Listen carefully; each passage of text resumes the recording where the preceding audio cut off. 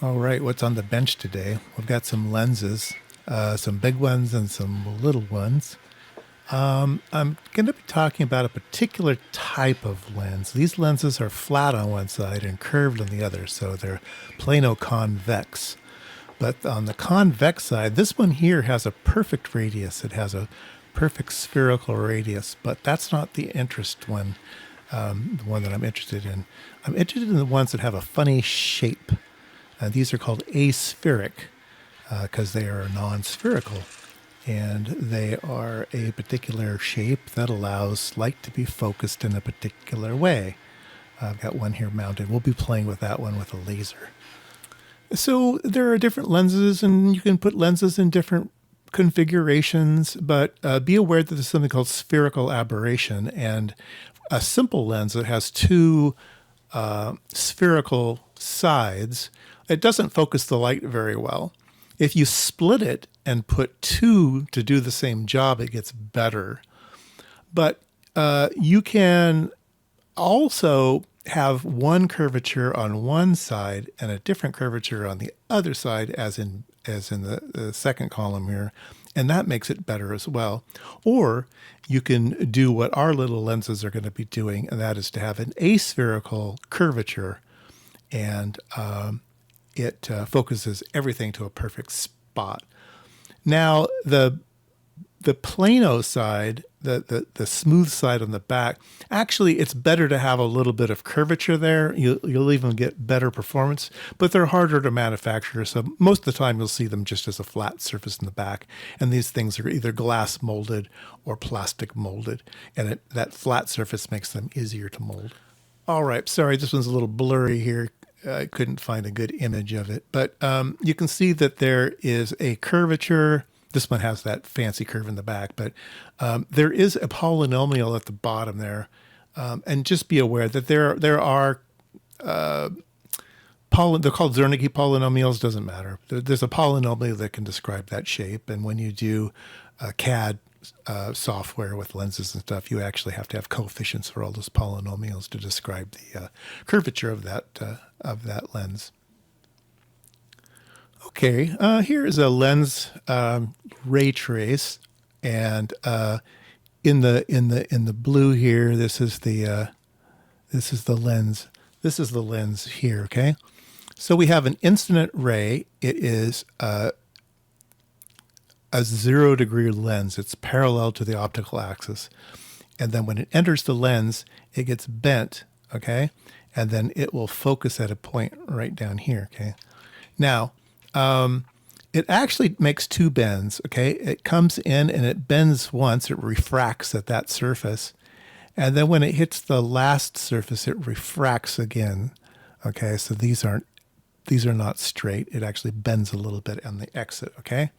So this ray here, okay, if it came up and it actually intersected that dashed line there, if it actually intersected the incoming light, okay, it would appear that that ray gets bent along this dashed line, okay? And so they call that the principal surface. It's like there's a fake area that would appear that if you had an absolutely perfect lens of zero thickness, it would happen at the principal surface. Okay, that's what that's called. There's also a principal plane. The principal plane is where this curved surface intersects the axis. Okay, so this here is the principal plane. Okay. What else can I say here? There is the focal length. Okay. This is the focal length of the lens. Okay. This is the effective focal length of the lens because it goes to the principal plane. And then from the back surface to where it focuses, okay, and this isn't really drawn right, but this is the back focal length, okay? So really, this thing isn't drawn correctly. This plane here really should be right here because that's where you're going to use this lens. You're going to use it here you're going to use it right here where it focuses, okay? So this would be the back focus. This would be the effective focal length. And this would be the actual focal length as on the box or package or whatever when you buy these things. Anyway, those are the things there. There is a tangent line where the array comes in and bends tangent to that surface. Yeah, there's all kinds of weird little angles and stuff here. And all right, I have a crude optics setup here. So I have a laser diode, a red laser. You can see it shining on the white piece of paper there.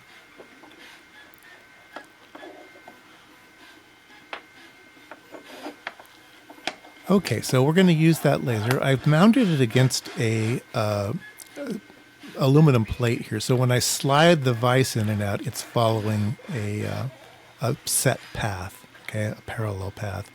So the light will always be perpendicular to the lens as I slide it in and out. So we can set it up, and we can see that as you slide it back and forth, the lens does the lens thing. It inverts it and wiggles back and forth. What we want to do is we want to slide it into where it focuses. And where it focuses, the spot will not move no matter where the parallel light is coming into, whether it's coming in from the center or from the sides.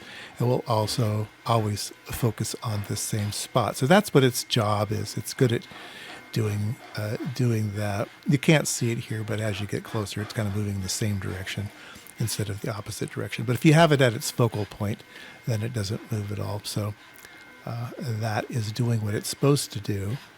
Now, these lenses don't work off-axis. This is on-axis light. Off-axis, they're a complete disaster, but for parallel light coming in, they work great.